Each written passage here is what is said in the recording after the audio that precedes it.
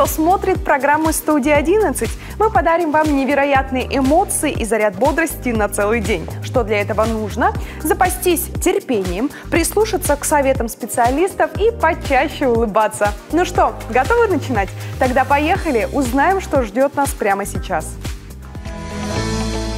Мужчины, моем голову правильно, советует профессионал. Предпринимательство без границ. Конкурс в Национальной библиотеке Коми. Супчика не желаете? Рецепт наших предков от сыктывкарского фудблогера. Сегодня День воинской славы России, День победы русских полков во главе с великим князем Дмитрием Донским над монголо-татарскими войсками в Куликовской битве. Этот бой подорвал военное могущество Золотой Орды и ускорил ее последующий распад. А Москва стала центром объединения русских земель. По православному календарю сегодня Рождество Пресвятой Владычицы Богородицы и Преснодевы Марии. Праздник установлен церковью еще в IV веке и относится к числу 12 праздников, 12 самых важных после Пасхи. Поколение Z – поколение «сделай сам». Этих молодых людей отличает независимость взглядов, гибкость и самостоятельность. Неудивительно, что они стремятся найти себя в бизнесе. Например, Алина Морс с 10 лет делает леденцы без сахара, заменяя его натуральными подсластителями. Идею поддержал ее отец. И что же в итоге? 7000 магазинов продают леденцы Алины в США. У наших ребят тоже есть предпринимательская жилка. Национальная библиотека Коми поддерживает юных бизнесменов и сейчас проводит конкурс. Я узнала все подробности. Предпринимательство без границ. Какой смысл вложен в название конкурса и для кого этот конкурс? Конкурс «Предпринимательство без границ» проводит Национальная библиотека уже 4-й раз. И он направлен на привлечение молодежи к предпринимательской деятельности. Мы привлекаем молодежь от 12 до 18 лет. И смысл этого названия все-таки, что предпринимательством могут заниматься не только взрослые, но уже и молодежь. Вот конкурс уже длится 4 года. Кто участники? Да, первый вопрос, с какого возраста могут принять участие ребята? И какие были уже проекты реализованы? Участниками нашего конкурса являются молодежь от 12 до 18 лет. И у нас уже были представлены интересные работы, ребят, которые уже реализуют свой предпринимательский потенциал. Например, Жилин Кирилл из Емвы. Он изготавливает инвентарь из дерева и занимается фигурной резьбой. Также он придумал нетрадиционное использование борщевика, и на очной защите он исполнил игру на дудочке из этого растения. Был замечательный проект у Матюшенко Ирины. Она предлагала изготовление мыла ручной работы с определенной символикой Коми-края. Это ягоды-морожки, снежинки и медведь. Адамова Алина уже занимается ручным производством пряников, расписных национальными узорами. Также был интересный проект Ермошкин Кирилл. Предлагал создать на базе существующего детского лагеря киберспортивную смену с обязательным проведением фестиваля для молодежи. Очень интересные и, главное, такие глубокие работы. Есть ли номинации в конкурсе?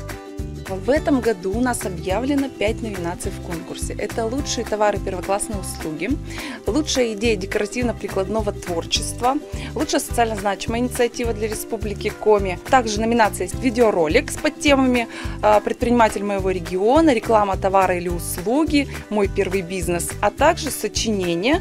Сочинение можно представить на следующие темы: что такое предпринимательство, о прочитанной книге по предпринимательству и предприниматель будущего.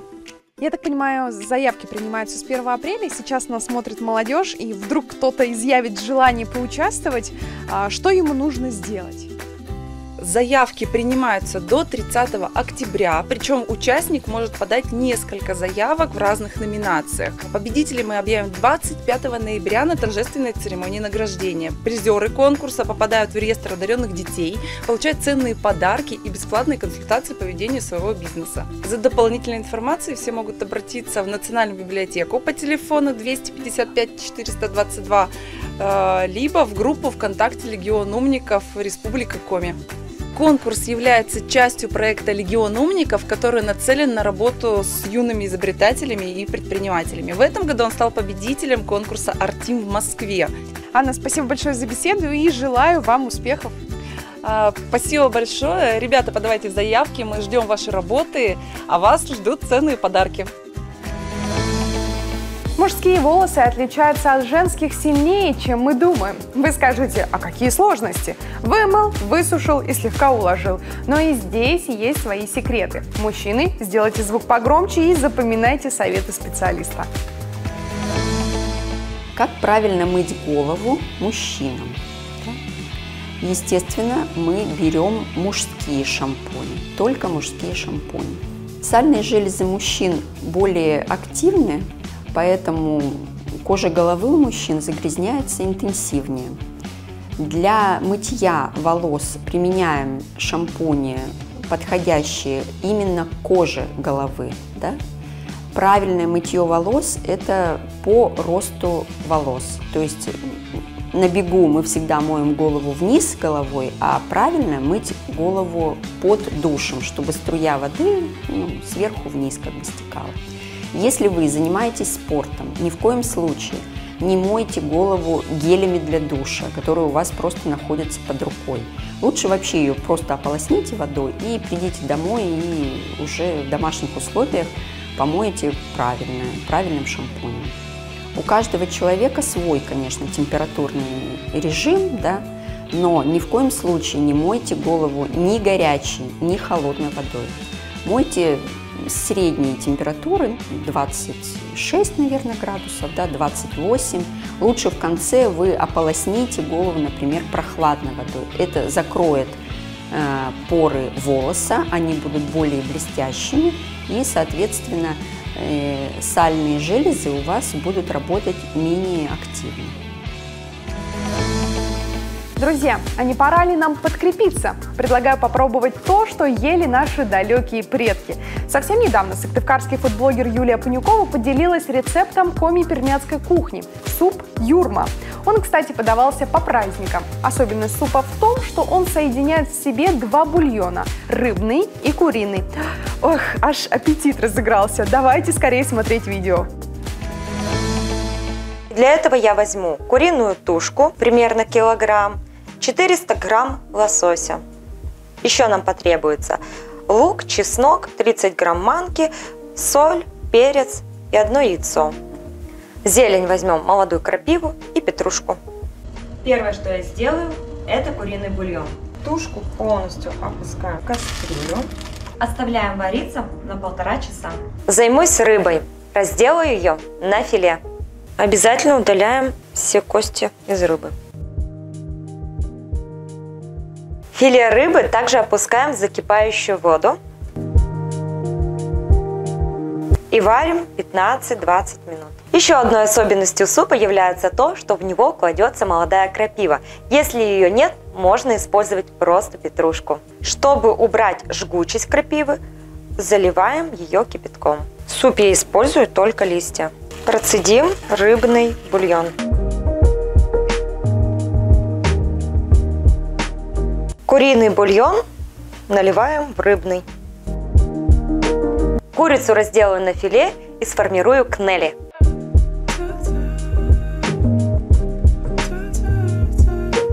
Опускаем кнели в бульон. Филе рыбы отправляем к кнелям.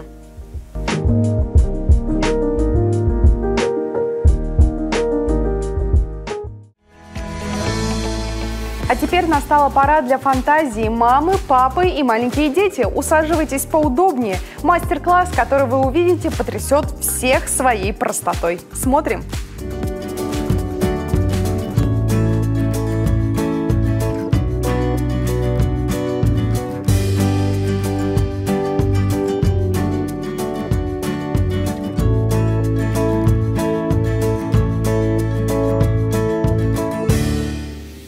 С детьми папа умеет отлично проводить время. Например, герой следующего ролика выучил все движения знаменитого кота из мультфильма. Показать, как я умею? Да. Поехали.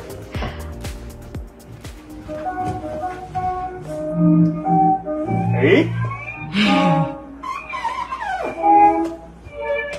Трубочка.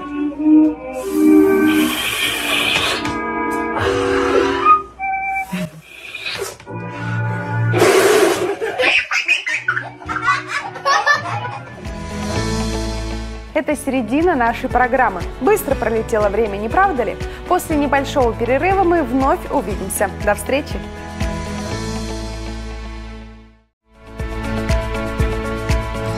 Это студия 11. Запасайтесь хорошим настроением на целый день и увидите, как все складывается удачно. А мы вам в этом поможем. Вот что ждет нас в ближайшее время. Do you speak English? Изучаем цифры на английском языке. Осторожно, кибермошенники! Рассказываем об уловках аферистов. Путешествуем по Ижме. Что увидел этноблогер Генрих Немчинов? Английский язык все больше проникает в нашу жизнь. Краундфандинг, хайп, мерчендайзер. Знание языка нужно во многих профессиях, да и нам с вами в обычной жизни, чтобы изучить компьютер или прочитать инструкцию к бытовой технике. Начнем, пожалуй, с малого. Цифр. Будем изучать вместе с детьми. Hello, я мисс Сандра. Сегодня мы с вами изучим легкий и классный способ, как можно запомнить цифры in English. И, конечно же, потренировать, классно провести время всей семьей. Итак, я надеюсь, все помнят small numbers? Yes. Ага. What's this number? 5, Good.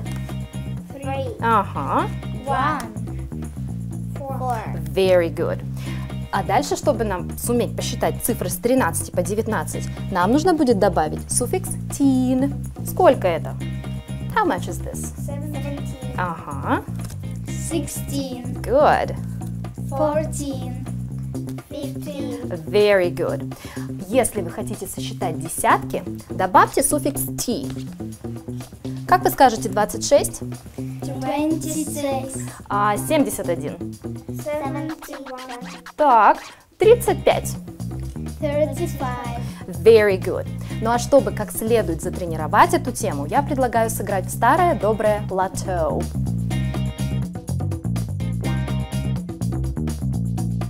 $44. Who's got? You've got 44. There you go. Ira, your turn. 27, 27. Let me see. Anybody? Yes, Ari has. Ari, yeah, it's yours. Главное помните, английский сегодня не самоцель, а средство для всего на свете. Конечно же, для игры. See you! Кибермошенники придумывают все новые схемы обмана. Как безопасно делать покупки в интернете? И что такое фишинг? На эти и другие вопросы нам ответит представитель Банка России Виктор Старцев. Виктор Владимирович, здравствуйте. Добрый день. Насколько сейчас остро стоит проблема кибермошенничества? Ну, давайте для начала с вами оценим прошлый год. В 2020 году наибольшее количество хищений кибермошенники совершили как раз в сети интернет, когда все мы с вами, оставаясь дома, совершали большое количество покупок и расплачивались банковскими картами. Я хочу сказать, что в 2 из 3 случаев мошенники применяли схему так называемой социальной инженерии. Сегодня, в этом году, проблема остается также остро. У нас с вами пытаются похитить конфиденциальные реквизиты банковских карт, и при этом нередко используют для этого фишинговые или поддельные сайты. Вот если мы обратимся еще к прошлому году, то всех нас волновала проблема коронавируса. И мошенники не преминули этим воспользоваться и создавали поддельные сайты на тему возврата денежных средств за неиспользованные авиабилеты, рассылали письма с требованием уплатить, например, штрафы за нарушение режима самоизоляции. Ну, различные тематики совершенно были. В этом году они также активны. Они используют и подделывают площадки интернет-магазинов, подделывают даже сайты финансовых учреждений. А вот каким образом они могут украсть деньги? В первую очередь, что им нужно, это конфиденциальные сведения банковской карты. Это проверочный трехзначный код, который находится на обратной стороне карты, так называемый CVV или CVC-код, и данные о сроке действия карты. Вот наряду с номером банковской карты этих данных будет достаточно для того, чтобы совершить хищение. Вот к слову о фишингах. Как отличить настоящий сайт от поддельного? Ну, в первую очередь, на что нужно обратить внимание, это адресная строка. Преступники пытаются подделать, как правило, сайты существующие, и они используют имена существующих сайтов с поправкой. Они корректируют несколько символов или цифр, добавляя или сокращая наименование. Вообще я всем пользователям рекомендую создавать закладки. В каждом браузере есть возможность сохранения закладок, и если вы ресурсу доверяете или уже платили на нем, вы можете сохранить его в закладках и обращаться уже к этому ресурсу из закладок. Что еще может насторожить? Может насторожить дизайн сайта, цветовая схема, расположение иконок, работоспособность вкладок, каких-то ссылок. То есть это все должно настораживать. Я знаю, что некоторые мошенники действуют на торговых площадках в интернете. Вот как быть с ними? Ну, вы совершенно правы. Мошенники очень часто используют известные интернет-торговые площадки для совершения своих мошеннических операций. А схемы могут быть совершенно разные. Ну, например, вы продавец товара. Вам приходит сообщение или звонок от покупателя, и вам говорят о том, что мы хотим купить ваш товар. Вот, пожалуйста, сообщите данные банковской карты.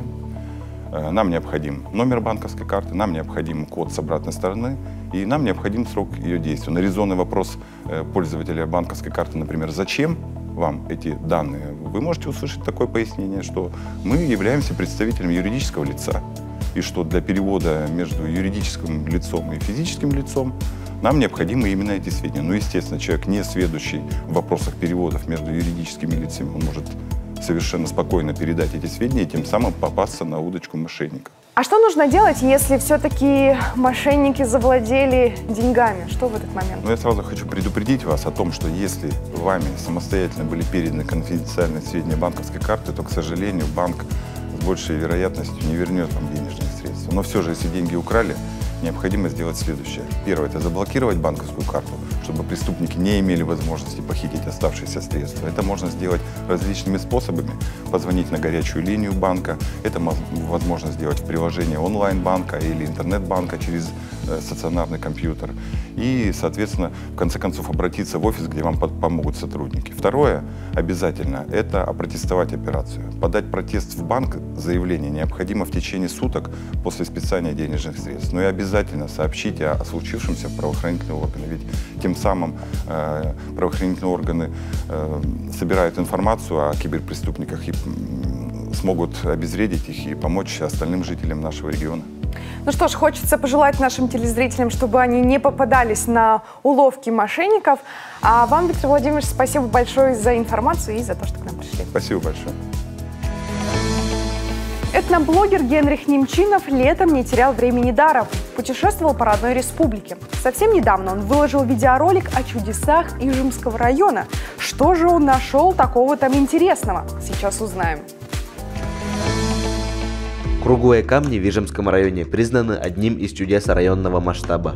Если погрузиться в мистику, то можно предположить, что это яйца утки Чеж, по коми легенде сотворительница мира. Снесла утица Чеж 6 яиц, 4 кануло в бездну, а 2 яйца ей удалось удержать своими крылами. И родились братья-полубоги Йен и Омель. Выросли и возмужали они на спине матери утицы. Но по мнению ученых, шары — это простые железные конкреции. Они оказались тут из-под земли, потому что река подмывала берег в течение миллионов лет, тем самым показала нам подземные тайны. Широкую известность камни получили благодаря краеведу Владимиру Ануфриеву. Вот смотри, камень, круглый камень из-под воды, там край видно, что он 2 метра диаметром. И одна девочка начала тонуть. И она плывет здесь, проваливается, плывет, а потом смотрят, а девочка стоит вот так. И просто стоит нормально, и не тонет. Думают, что случилось, не тонет. И пока мужики прибежали и сняли ее оттуда, ну, сняли, думают, что это там было. А я уже потом узнал, когда вода совсем упала, что девочка вот так плыла, тонула. И потом на эту плоскость, встала на эту плоскость, плоский камень, спасатель камень. На этом наш выпуск подошел к концу. Прекрасного вам настроения! А прямо сейчас смотрим клип молодого артиста Алексея Жилина из Удорского района. До встречи в эфире!